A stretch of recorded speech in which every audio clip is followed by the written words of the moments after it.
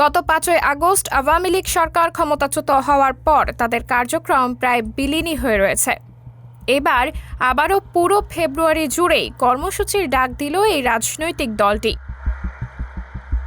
দ্রব্যমূল্যের ঊর্ধ্বগতির অন্তর্বর্তীকালীন সরকারের পদত্যাগ, ভ্যাট ও ট্যাক্স প্রত্যাহার, শেয়ার বাজারের দুর্নীতি, মাজার, আইনজীবী, বুদ্ধিজীবী, শিল্পী, কবি, সাহিত্যিকদের উপর হামলা এবং আওয়ামী লীগ সহ অন্যান্য সহযোগী অঙ্গ সংগঠনের নেতাকর্মীদের গ্রেপ্তার ও নির্যাতনের প্রতিবাদে কর্মসূচির ডাক দিল এই রাজনৈতিক দল। ১ তারিখে লিফলেট, ৬ তারিখে প্রতিবাদ মিছিল, ১০ তারিখে বিক্ষোভ মিছিল, ১৬ তারিখে অবরোধ কর্মসূচি এবং ১৮ তারিখে হরতালের ডাক দিয়েছে এই রাজনৈতিক দলটি। দলটির বেশিরভাগ শীর্ষ নেতাই দেশের বাইরে পলাতক অথবা কারাগারে রয়েছেন। গণ আন্দোলনের মুখে আওয়ামী লীগের সভাপতি শেখ হাসিনা পালিয়ে ভারতে যাওয়ার পর থেকে সেখানেই রয়েছেন।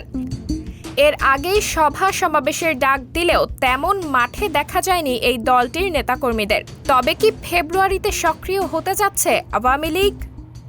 সাবরিনা জলিল, সবার কথা।